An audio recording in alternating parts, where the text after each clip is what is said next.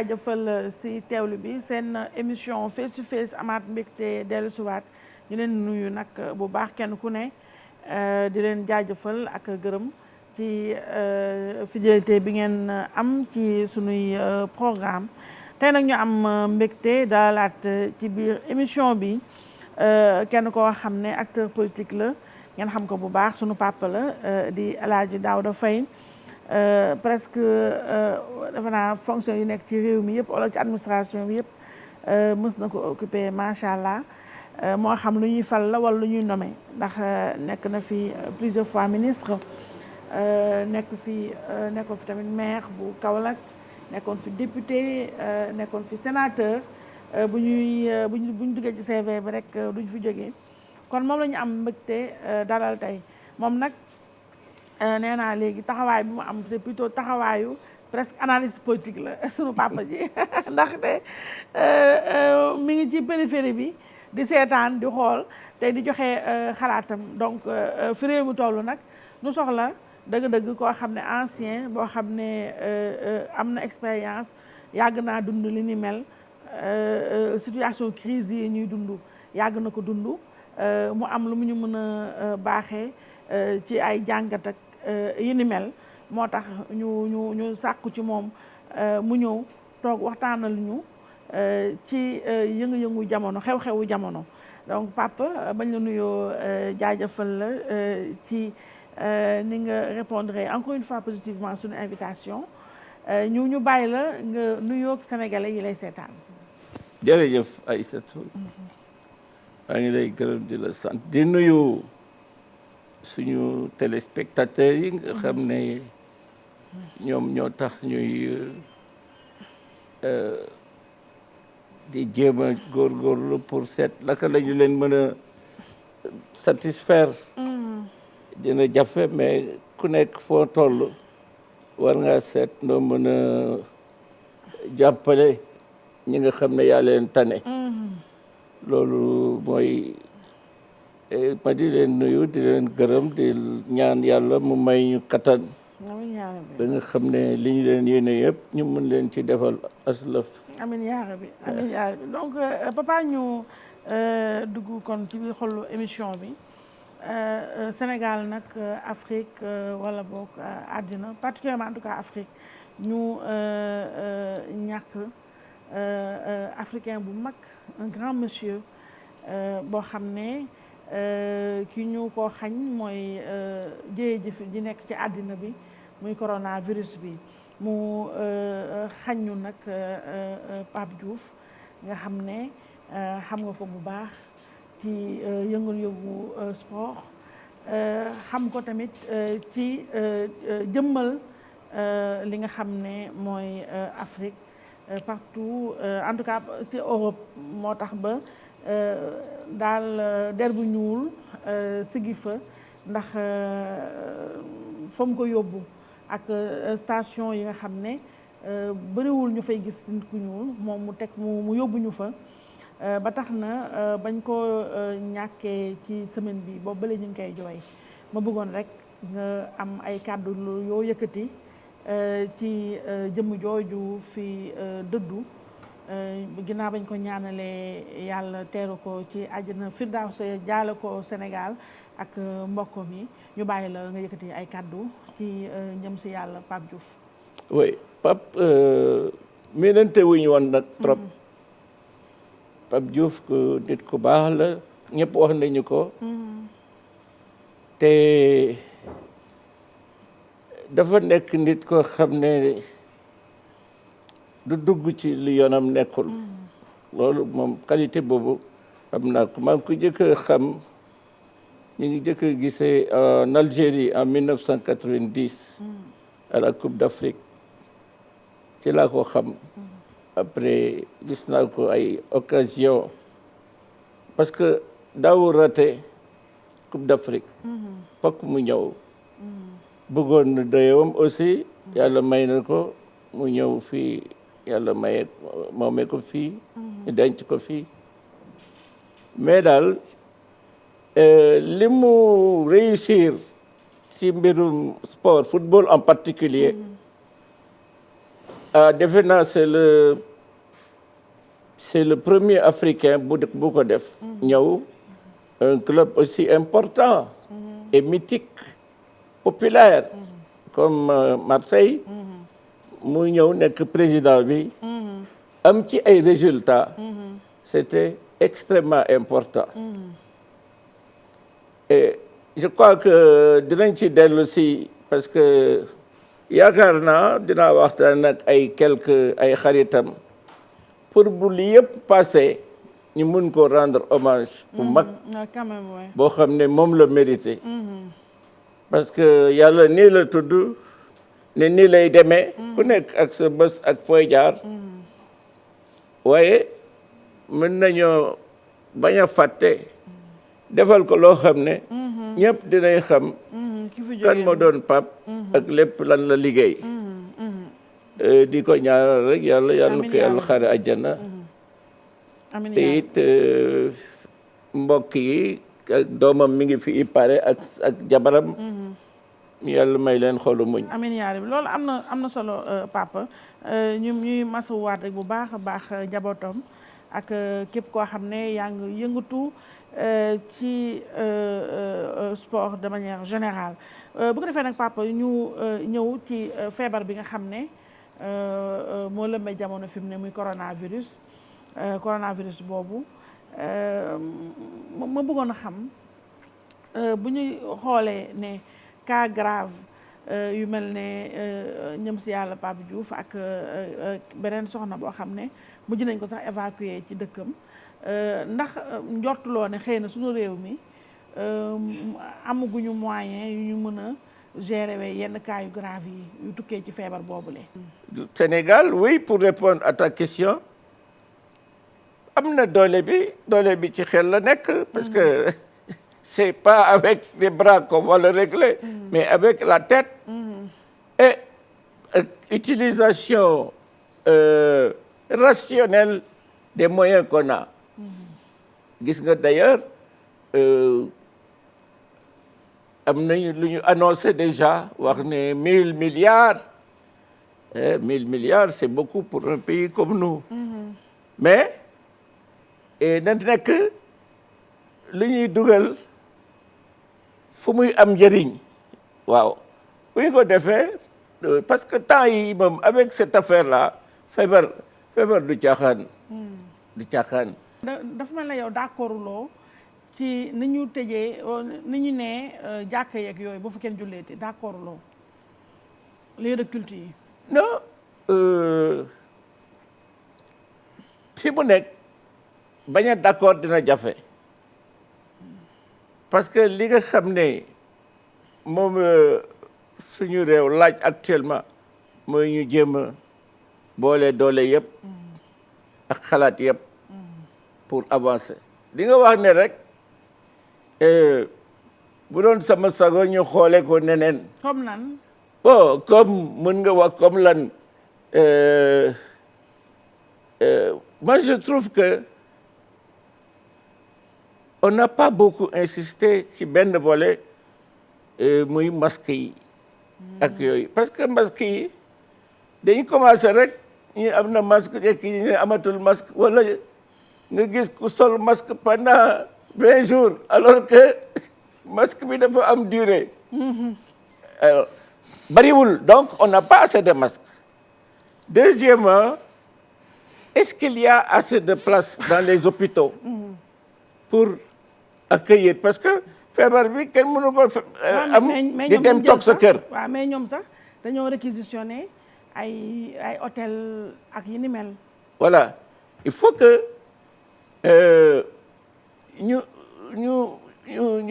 inviter beaucoup plus les techniciens de la santé ñu wax lan moo la laaj lañ la laaj c'est bien d'avoir des moyens indi jël ay mesures mais na fekk mu nekk loo xam ne c'est nécessaire actuellement ci mesures yi ñu jël mën nga ci wax ay mesures boo ci yeggee yoo xam ne mënoon nañ fa bañ a yegg par exemple je sais pas, tu as l'histoire de la santé, de l'histoire des écoles qui sont fermées, l'histoire du couvre-feu oui. qui pose problème. Parce que couvre-feu, c'est bien pour maîtriser les mouvements des citoyens, pour maîtriser, en tout cas tenter de le maîtriser. Mais ne fait que mu am njëriñ ak population bi. Parce que aujourd'hui ku dëkk Guédiawaye par exemple. waaw ak banlieue. buñ la waxee ne boo liggéey c'est Dakar 20 heures na la fekk sa kër bul liggéey na. c'est presque impossible. Ouais. c'est presque même en temps normal. ñëpp xam nañ ne ku liggéey fii ba 18 heures. boo teelul la dem doo yegg 21 heures nga yegg au plus tôt sa kër te nit ñi sax soxla wuñu génn guddi. en tout cas nit ñi nga xam ne normal nañ ñi nga xam ne ñooy génn guddi pour def leneen la. mais ñi nga xam ne ñoom la ñu bëgg a aar. soxlawuñu ko. ñooñu boo defee 20 heures au plus tard 5 heures du matin ñu seet daal waxtaan ba wax ne loo xam ne du gêner nit ñi parce que nit ñi ñi ngi wax ne ils se sont révoltés non dañuy jaaxle xamuñ li ñuy def parce que boo jógee ne yow yaa ngi dem ñibbi Guédiawaye d'habitude yaa ngi doon yegg Guédiawaye sa kër ay 21 heures ñu ne la 20 heures ba mu la fekk ci biti te car amul et cetera loolu yëpp dañ ko war a xool ba mesure bu ñu jël na fekk mu dëppoo ak nit ñi liñ soxla mu bañ leen a gêner trop loolu c'est extrêmement important te itam xaalis bi ñu annoncé gis naa ñu wax lépp ba mu des on a même parlé du sport je ne sais pas ce que le sport vient faire dans cette maladie bañ koy subventionné mais na fekk mu nekk loo xam ne mooy priorité actuellement plus tard on verra aujourd'hui waroon nañ fexe ba masque yi yomb ak gel yi parce que actuellement le masque il a été am na commencé woon ay 700 francs léegi mi ngi ci ay 1000 francs et cetera gel itam ak gel hydroalcoolique yi ak gel bi bon le gel je crois que ça c'est des priorités qu'il faut essayer de voir comment subventionner pour mu bari loolu comme font les Européens comme les Chinois ont fait loolu moo gën a nekk priorité voilà beneen affaire bi moo di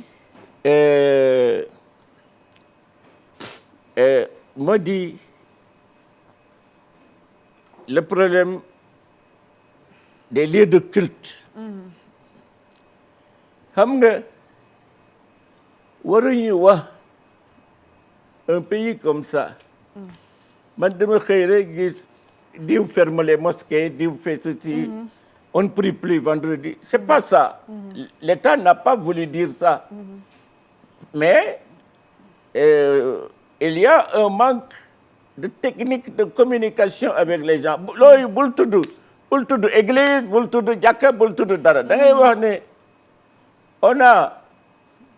on ne veut pas que les gens se retrouvent ensemble bëgguñu nit ñi dajaloo bu bari nit yi ba bëgguñu ko ñuy ñaan ñi nga xam ne ñoo yore lieu de culte yi ñu jàppale ñu ci parce que si tu prends l'histoire des mosquées tout le monde sait que l'islam est une religion très propre très saine fi ñuy dem day set ñi fay dem dañuy set di def ablution matin midi et soir donc ñooñu duñ fa yóbbu kii microbe donc c'est pas les lieux de culte ne sont pas des lieux de qui favorise le développement des microbes. Non, parce que ci diine bi ci boppam li ñuy wax def leen ko. raxasal sa loxo defal nii defal mais ñu ngi koy def ci diine bi la bokk. On le fait tout le temps et plusieurs fois par jour. Bon, mais nay naxante heureusement les responsables de religion et de mosquée qui n'avaient pas compris ont tous compris léegi. Parce que boo seetloo ay surtout diine yi en général loolu la ñuy oote la propreté et la solidarité nit ñi fi mu nekk mu ne solidarité bi est-ce que li ñuy jël chèque tap joxe ay chèque ñëw ne Aïssatou a donné 100 millions waaw man dafa papa bëgg naa ñëw foofu papa noo gisee solidarité bi ngay wax noo gisee milliardaires yi yow sa gisu ko ma ndax yow milliardaires yi ci nga bokk mais ñii ñëw di joxe jël télé yeeg rajo yi ku ne joxe chèque ñu filmer la loolu noo ko jàngatee. moo ni mu demee nii man affaire u xaalis dama ko ragal. ndax lan. dama ragal affaire u xaalis. ndax lan. parce que xaalis fu mu génn rek. coow bëri fa. Bon, le président a dit il demande à l'État de mettre 1000 milliards. Des gens ont commencé à donner am na ñuy joxe te kenn yëgu ko. di ko joxe fi ñu nekk. parce que bu dee nit ku sonn rek nit ku sonn nga bëgg a gis dimbali ko. seetal sa bokk ak say xarit d'abord. ñooñu am na fa ñu sonn ñoo xam mën nga leen dimbali. La solidarité commence d'abord chez soi. Et avec proches. Et ensuite l'État, parce que la loi est claire. Personne ne doit recevoir de l'argent au nom de l'État en dehors du ministère des Finances et en l'occurrence du Trésor public. Même pas le ministre, mais le Trésor public. Loolu, j'ai vu peut-être xam naa loolu erreur la wala ko war wax loo warul wax. dañuy def commission pour seet ni non c'est l'État. nit ñi liñ joxe dañ koy def ci au Trésor public. L'État a la responsabilité moom mooy seet ni muy def na communiquer rek wax ne lii ak lii lañ ci bëgg a def. parce que fi mu toll ku nekk ngi wax loola neex dañuy jox li parce que xaalis baaxul fu mu feeñ c'est une source de dispute. et même d'égarement les gens bu génnee rek gaa ñu fàtte li taxoon ñu ñëw. alors yooyu mooy li nga xam ne moom mooy ci sama contribution actuellement. waaw mais papa yow joxe goo yow doo joxe. yow doo joxe yow. man. waaw yow comme milliardaire nga doo joxe ci ñoom sama morom milliardaire yi joxe noonu yow doo joxe. non bu ma koy def tam du ma ko wax. yàgg naa ci de presque tous les jours. maa ngi def ci sama mbokk ak samay xarit. ak ñu ma xamul sax. et lii foog ku ma xam na ne mënu ma toog bañ ci def. mais bugguma ci publicité. d'accord mais gis naa tamit papa gis naa ay maire d'arrondissement ay leader politique ay chef de parti ñoo xam ne dañuy joxe ay saaboog ay gel ak yooyu jël seen photo taf ko ci saabu ba taf ko ci gel bi loolu yabaate la récupération politique la wala lan la. oui c'est vrai loolu ba remarqué naa ko. même tu as vu depuis ñu commencé affaire bi mairie d'arrondissement mairie ñëpp ñu ngi daw ci loolu. pour def gars au télé bi ñu def saabu et cetera. campagne. or xëy na am na fu ñu ko gën soxla. nañu wax rek naka laaj d'abord les autorités médicales yi ñu nekkal local ñu wax lan lañ war a jox ak kan lañ ko war a jox. surtout c'est difficile même nga def loolu parce que doo mën a jox ñëpp te boo joxee ñi nga bëgg a jox rek mu des ñeneen te ñooy gën a bari moo tax dama ne waxuma bu ñu ko def bu kenn def dara mais kuy def na nga fexe ba li ngay def mu am njëriñ ci population yi à ce moment précis et contre cette maladie-là. D'accord. Voilà. D'accord. Papa, est-ce que am nga impression que sénégalais yi jël nañu pleine mesure feebar bi xam nañu dëggantaan ne feebar bi feebar bu grave la boo xam ne danoo war a respecter les gestes barrières dafa am doxalin ak taxawaay boo xam ne moom la ñu war a am pour fagaru balaa feebar bi di gën a law. Oui, mais bii moom kat dafa bett ñëpp. bii c'est spécial. C'est une maladie spéciale. Le virus, il est quand même... xam nga en général on est habitué à des virus yoo xam ne dañuy indi feebar. Mais ce virus-là, c'est un tueur. C'est un virus qui tue.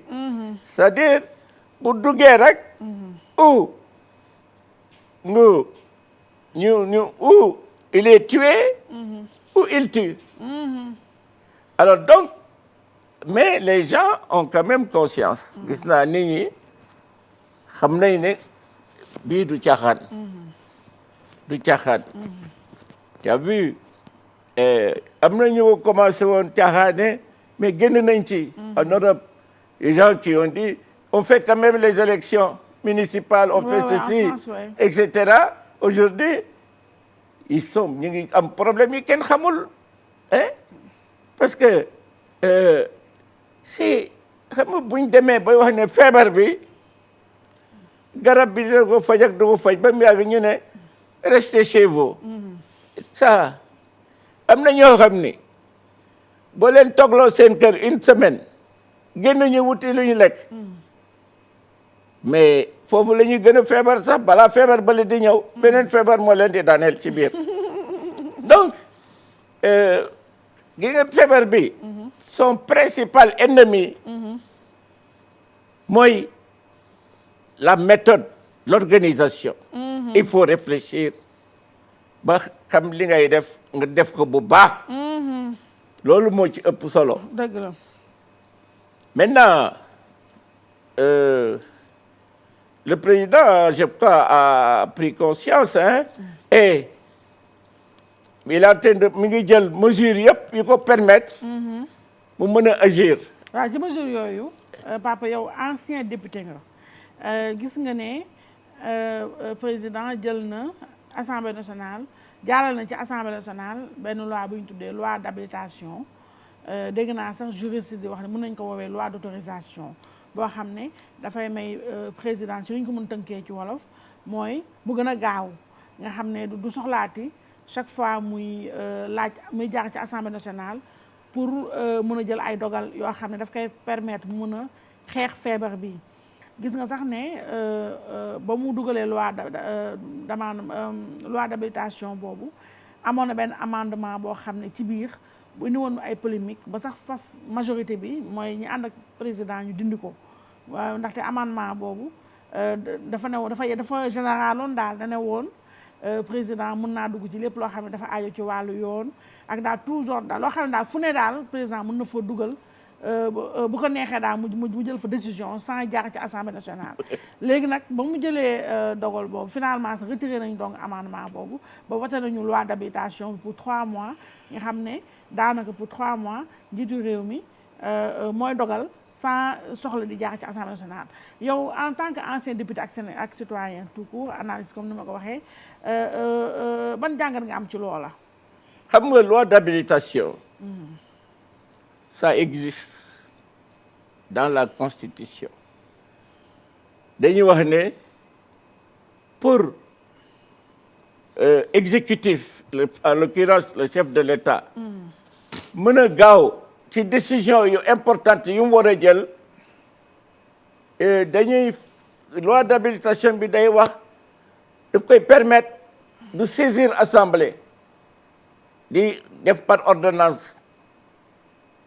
Mais qu'est-ce qui va changer? Parce que jusqu'ici, les chefs d'État qui sont passés de Senghor à Macky Sall n'ont jamais eu de problème avec l'Assemblée. Luñ ko wax ñu def ko.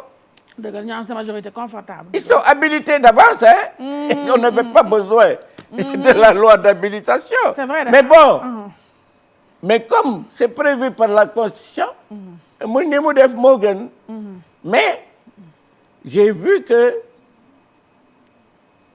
il y a l'amendement qui dit que la loi d'habilitation, uniquement pour les questions sanitaire. concernant Le Covid. le coronavirus, concernant cette affaire, on aurait pu dire l'habilitation sanitaire qui s'occupe que des problèmes de santé. Mais c'est voté, c'est voté. Mais du tere yow nga jox sa xalaat parce que. mais sa xalaat mooy lan sa xalaat mooy en réalité loi d'habilitation bi président Macky Sall soxlawu ko woon. C'est un plus mais qui était déjà réglé. Voilà. Ce plus-là, cette habilitation était réglée dès lors qu'un président, l'exécutif, a une majorité à l'Assemblée. Il y a les procédures d'urgence qu'il peut utiliser. Il y a la majorité qui dit dans la journée, allez, on fait ça. C'est déjà fait plusieurs fois et avec tous les régimes. Donc, loi d'habilitation n'a pas été bien expliquée. Bon, mais c'est pas grave parce que li ma la wax ci njëlbeen fi ñu toll amul taluñu ay ŋaayoo ak bay d'accord kii non mais il faut que ñu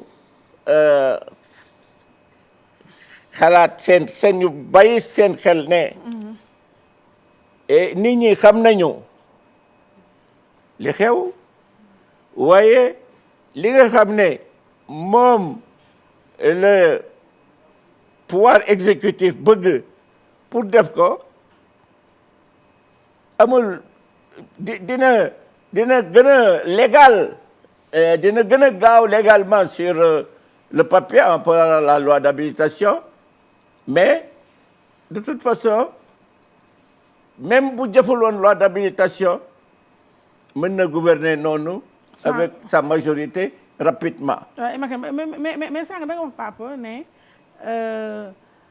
loi d'habilitation bi waroon naa préciser sanitaire mais dafa yem rek ci coronavirus bi loolu yow ça pose problème pour yow. Mais j'ai lu aujourd'hui dans le journal que c'est fait qu'il y a un amendement qui a été pris pour dire que ci affaire bi lay yem. waaw ci affaire santé bi. waaw c'est vrai ou c'est faux je ne sais pas parce que j'ai entendu hier le président de l'Assemblée a dit ouais voter à l'unanimité. 33 députés ñoo fa nekkoon ah. Mais dans le même temps il y a 3 ou 4 députés qui s'abstiennent. L'unanimité c'est pas ça. Ouais. Dès qu'il y a une voix, il n'y a plus d'unanimité. Mais quel est l'intérêt de dire ça? Voter à la majorité avec l'unanimité. C'est pas important s'il n'y a pas l'unanimité. Il ne faut pas dire qu'il y a l'unanimité. Il dit voter à la majorité, il y en a. Mais maintenant, tu sais, le flou, c'est la porte d'entrée de la contestation. Quand il y a quelque chose qui est flou, les gens trouvent le moyen de remettre en cause. Donc, ne wax rek la réalité. Tout le monde sait que si les Pastef, Sonko, PUR, etc., c'est dit ils ont dit, ils s'abstiennent. Donc, il n'y a pas d'unanimité. Ouais. quel est l'intérêt de le dire? Il ne faut pas le dire parce que day yàq xel. Alors donc ñu wax rek voter à la majorité. Et l'abstention de ces gens-là, ce n'est pas une opposition réelle. C'est dire man sama xel dalul. jeex na. Donc ba léegi ils sont dans la mouvance du consensus qui a été obtenu par le président. Et je crois que suñu émission wax naa ko plusieurs fois wax naa ko ci je disais bi ñuy wax affaire le dialogue, j'ai dit je suis contre le dialogue. waaye yow nee nga dialogue amul sens. J'ai toujours été contre. ndax lan. J'ai dit un président élu fait des consultations. Tu es déjà élu. Tu n'as rien à dialoguer. Tu dis je suis le président, je consulte l'opposition parlementaire, je consulte les grands leaders d'opinion et puis voilà. Bon paree nag nga wax j'ai consulté lii laa fa jëlee il a jeex na. Tu es élu au suffrage universel direct comme les députés. loolu moo tax mu l'Assemblée nationale ñu war ko gën a seetaat. waaw mais papa balaa ñëwaat sax si li nga wax ci dialogue national bi boo xoolee tamit ne comme li nga wax sànq ne président Macky Sall soxlawul woon loi d'habilitation parce que avec sa majorité mun na convoquer en un rien de temps voilà assemblée bi li mu bëgg a jàll mu jàll mais boo gisee tamit ne pendant 3 mois comme léegi yëf bi jàll na pendant 3 mois exécutif bi moo yor législatif bi dafa mel ne kon Assemblée nationale presque rey nañ ko pendant 3 mois amatul sens pendant 3 mois ils sont en vacances alors.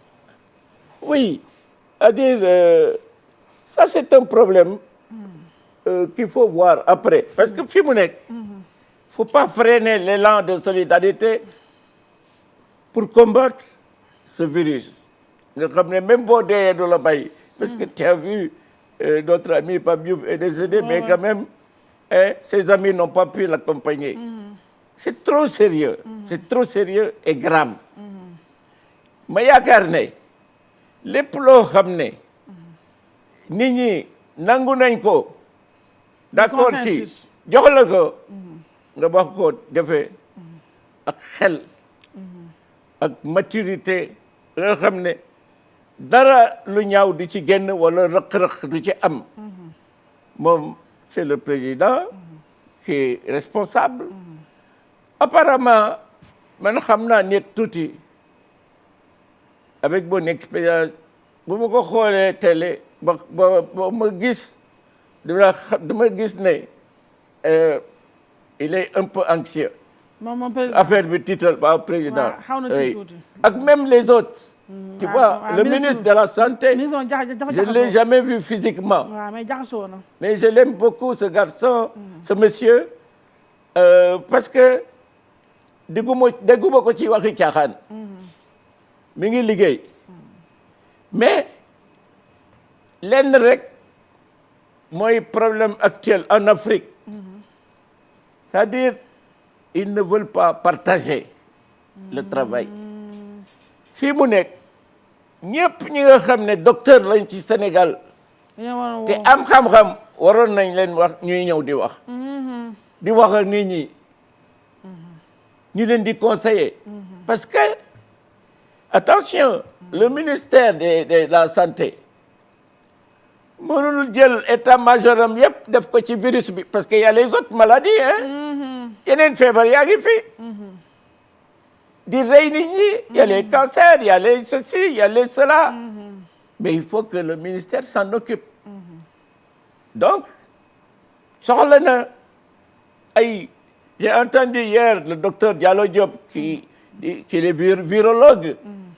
di wax am na yu mu mais il faut l'appeler. c'est un docteur. les scientifiques yi ñu xam parce que on a des médecins très performants. Ouais, c'est vrai. ñëpp rek lañ woo leen ñu wax leen ñu wax. te ñi war a wax ñi warul a wax bu ñu wax. ñu noppi c'est vrai.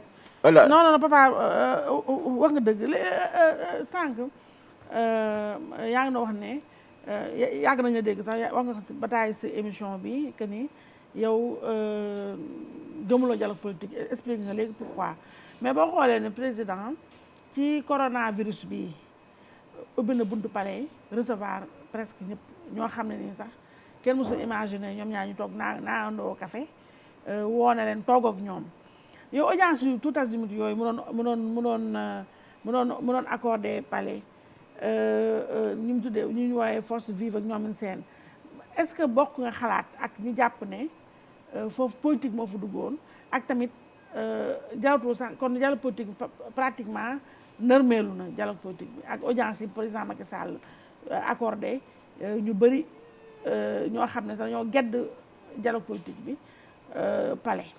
On peut être sceptique sur certaines choses, mais pour l'instant, comme ñu ngi soog a dugg ci la guerre comme on l'appelle, il faut être tolérant.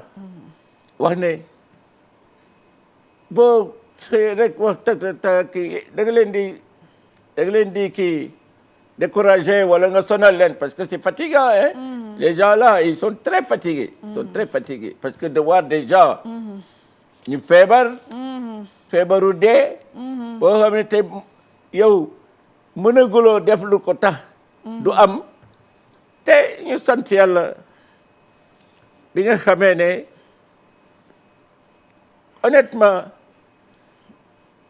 ñu ngi koy maîtriser actuellement parce que c'est quand même maîtrisé parce que boo xoolee yeneen pays li fay xew même la France alors je me disais d'ailleurs c'est pas le moment de rigoler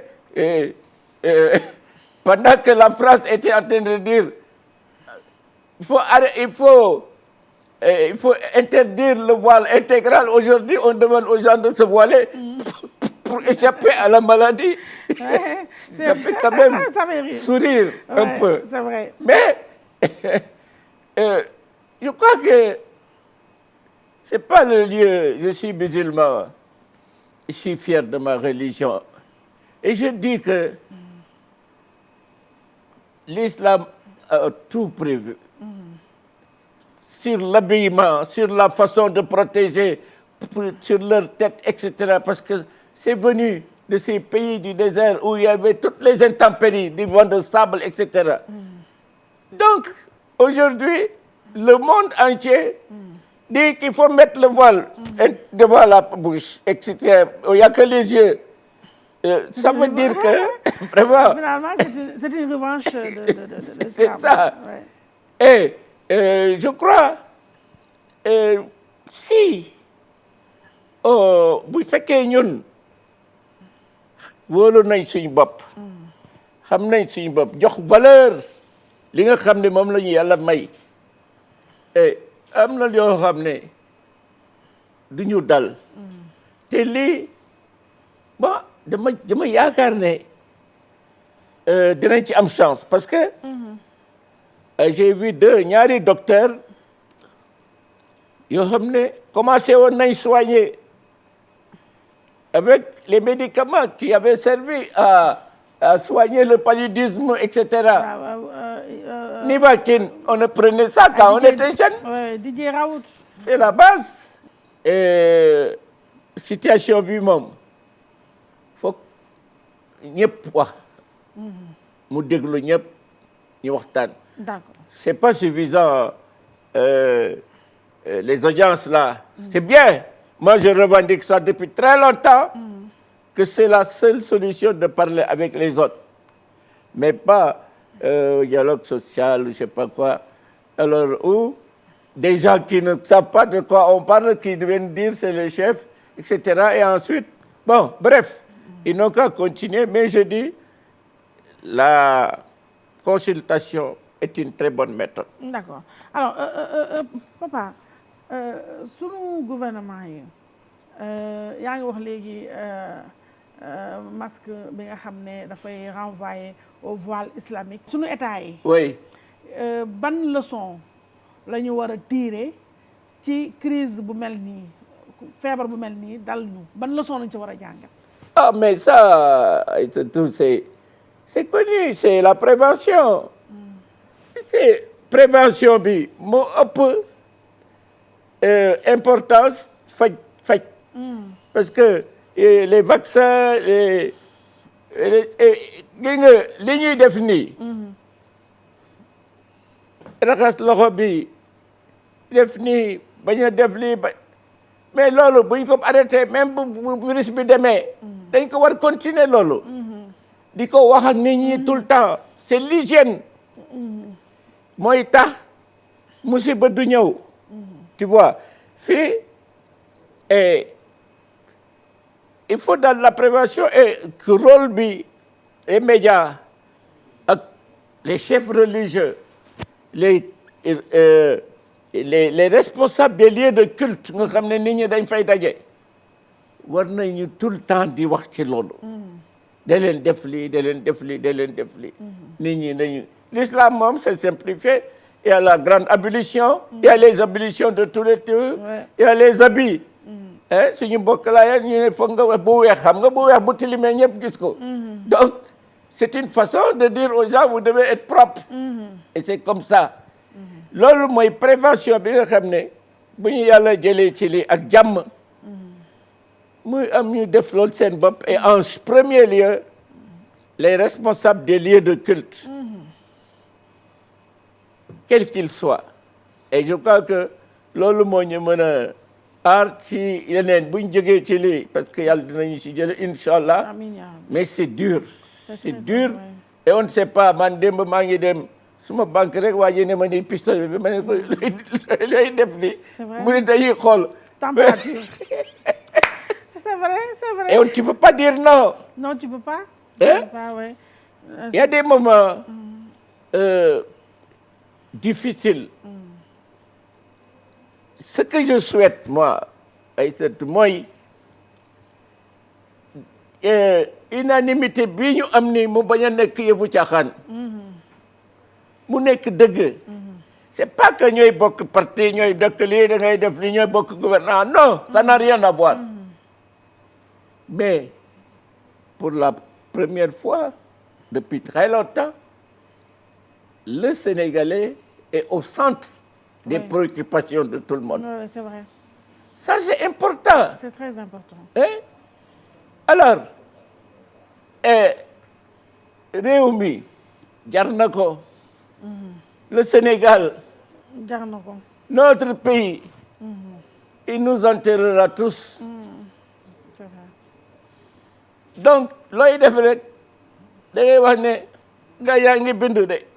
parce que l'histoire va dire tel a fait ça tel n'a pas fait ça tel a volé tel a mangé tel. di ngeen ko bind par force. alors ñu ne nañu fexe ba Sénégal jëm kanam. nañu fexe ba sénégalais yi gis seen bopp ci seen réew. waxtaan bu leen d'accord uñ ci lii d'accord uñ la loi de la majorité la démocratie ce n'est pas la loi de la majorité ce n'est plus la loi de la majorité. c'est le respect des droits de la minorité. c'est ça la démocratie. mais il y a un peu et bon allez hop on y va def li mais et après mais quel plaisir on peut avoir à faire avoir un pouvoir exorbitant def li am xaalis boo xam ne doo xam sax loo koy def ça c'est pas kenn sant la ko.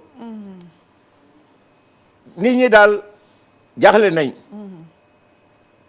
parce que ay surtout ñi nga xam ne dañuy dem dëkk banlieue nga xam ne les petits boulots ñoom ñoo ko yore dañuy ñëw nekk ci car rapide yi nekk ci mécanicien yi nekk ci lii di jaay seen café Touba yore ay kii nga ne duñ ñëw te buñ ñëwul duñ lekk. d'accord la situation l'exige. mais nga may leen tranche boo xam ne dina ci mën a ñëw ñibbiwaat. loolu yëpp waxtaan la ak xel ak ànd ak yërmande c'est vrai bu jëm ci population bi. c'est vrai papa.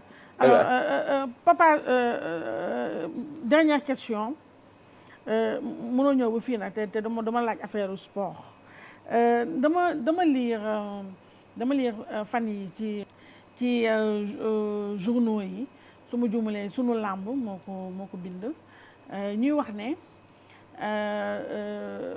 Alioune Sarr bu CNG bi dafa jël ay sanctions ci ku mel ne Gris Bordeaux nga xam ne dañ ko radier ak Modou Lo ñu nangu licence am ku mel ne Boy Kayré bu écurie Soumbédioune ñu tas écurie ba Modou Lo waaw mu nangu nañ ko donc Bombardier ñu suspendre ko 6 mois daal su ma juumulee et que loolu nag tombeek nag ca gannaaw ku mel ne arbitre yi ba ñuy grève ak ñoom seen di ñaxtu ku mel ne Sitor Ndour moom dañ ko radier à vie léegi nag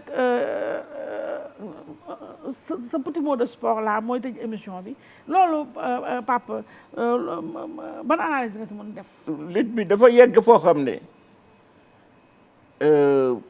c'est inquiétant. dafa xaw a jaaxle parce que man j'aime bien le président du CNG Alioune Sarr beaucoup de personnes l'aiment bien hein mais bu ñu ma laajee dem naa wax li ma xalaat te du ma tudd nit sama yoon nekku ci waaye sport bi moom lutteurs yi yëpp xam nañ ne sonn nañ am na une vingtaine de gens yoo xam ne ils s'engraissent pendant les autres ont des problèmes tu te rends compte xam nga la loi la charte des sports au Sénégal est claire le sport sénégalais est organisé en club ligue fédération au cas où il y a des difficultés dans une discipline on met en place un CNG provisoire en attendant de mettre en place la fédération ça fait 24 ans mais nag Pape foofu am nga fa responsabilité parce que yow nekkoon nga ministre des sports pendant 3 ans te taxul nga tas CNG bi papa. oui je réponds. waaw pourquoi tasoo CNG bi yow tamit ba nga je réponds oui. parce que à l'époque les gens et je crois tous les ministres qui sont passés c'était pareil bu gars yi lamb ji neex na ñëpp kon ñu ñëw ñu ne waa defalaat ñu CNG ñooñu di ko wax ñoo waroon a dem def assemblée générale def seen fédération ñu ñëw ne lii la ñu bëgg tant que c'est comme ça tu tolères tu dis ça marche on n'a qu'à considérer comme une fédération puisque y a pas de problème mais buñ demee ba mujj ñëpp ñi naan d'accord ñu lutteurs yi ne d'accord ñi ne arbitre yi ne lii nii ne nii ñu toog bu boobaa nag da ngay wax ne léegi nañ def comme toutes les autres disciplines ñu def fédération loolu rek la c'est-à-dire il faut pas s'accrocher parce que affaire bi normalement y a rien à gagner mais kooku xam nga ci jëmmi jamono nañ ci waxtaan à la télé ou entre nous jot na pour ñu régler problème boobu. alors Papa sa émission jeex na mais sànq dama la ba ñuy commencé dama la ne amuloo parti amoo mouvement amoo dara léegi yow. déet ba ma ko waxatee ma porte la plainte. am nga parti am nga mouvement.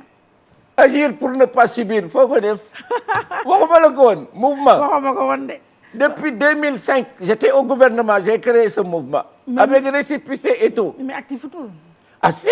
yaa ngi def ay réunion ak yooyu noonu. gis nga en dehors des élections. 2005 j'étais au gouvernement j'ai créé ce mouvement. avec récépissé et tout. ah si. yaa ngi def ay réunion ak yooyu noonu. mais actifutul. 2005 j'étais au gouvernement j'ai créé ce mouvement. avec récépissé et tout. 2005 j'étais au gouvernement j'ai créé ce mouvement. da ngay toppatoo nit ñi di waxtaan ak ñoom di dem ci mais élection bu jot def nañu groupe ñu seet ànd ak kenn ànd nañu ñaari yoon 3 fois même ay parti mais yi passé ko en général non parti pouvoir mais yi passé ko ànd Macky Sall nga àndaloon si defoon nañ on a bougé ok oui on a bougé parce que xam nga dañuy wax ne comme ñun mouvement lañu te dañuy seet fi nga xam ne waxuma moo gën de moo tane muy pouvoir parce que avec dañuy tanente rek ñu ne ma ne dem leen foofu ngeen def on attend parce que moi je n'ai plus d'ambition politique à mon âge bëgg nekk maire bëgg nekk mënuma leen bàyyi mënuma dañuy fexe ñoo xam ne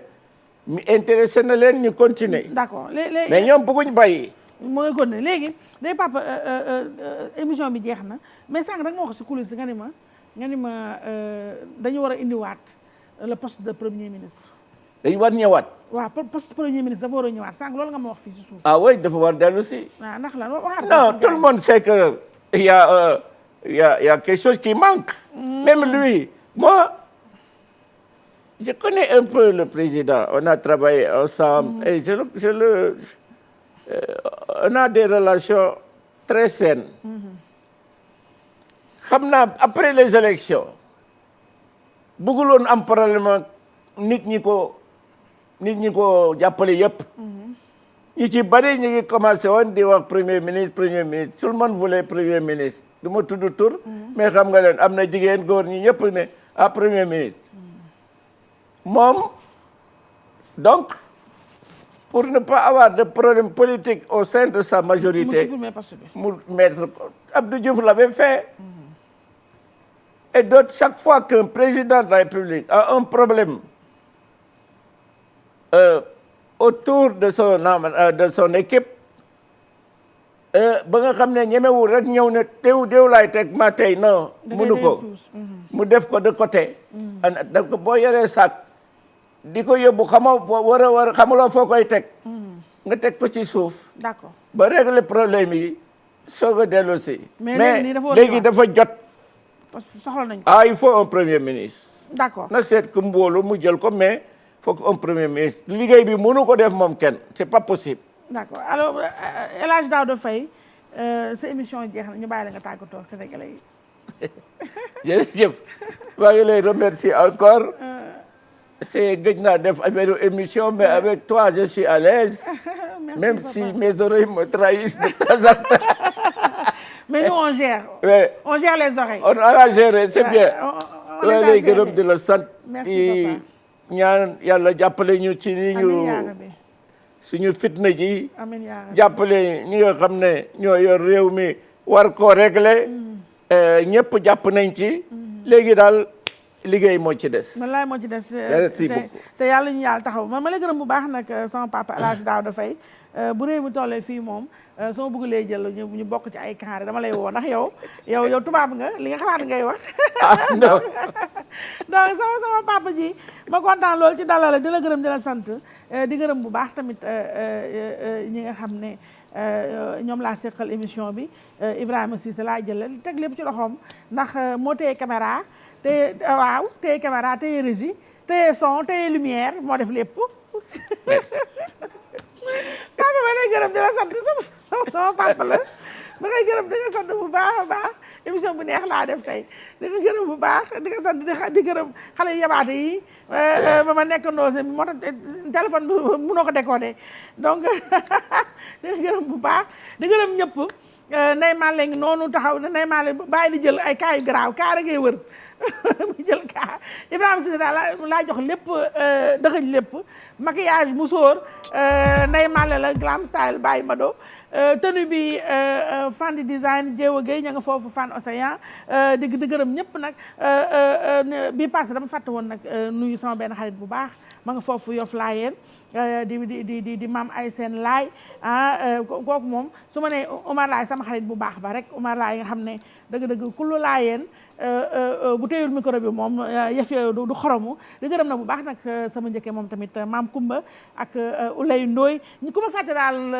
nga baal ma waaye di gërëm nag yow may ma di gërëm nag bu baax a baax personnel médical bu Sénégal wax dëgg yàlla ñu ngi def liggéey bu am solo ñi ngi tax daal ba ñun ñii sama xeet gi ba nag ndey man la nga xam ne dañoo ay tàppat lañu dañoo ragal feebar ña ngay kii ñun jeudi ba jeudi la ñuy génn une fois par semaine la ñuy génn donc ñoom ñoo tax ñuy nelaw donc yàlla na yàlla taxawu ñoom personnel médical boobu dëgg-dëgg amal nañ leen gërëm bu baax a baax a baax di gërëm ñëpp di sant ñëpp Moussa Sène ma nekkoon ci montage bi waaw man Moussa rek laa fi gis ak xale yu baax yi waa cosaan yi ñoom Cheikh ak aada cuqaleeg ñu ma xamul Moussa Sène mi nii Moussa ngoog donc waaw ñëpp daal donc face to face incha allah beneen dimanche bu leen fàtte nag toog leen seen kër yi nag bu kenn génn toog leen seen kër yi rek da leen génn daal bu mun leen ñàkk génn leen def leen comme man rek lu munul ñàkk laay def donc ñu leen gërëm bu baax ba dimanche prochain incha allah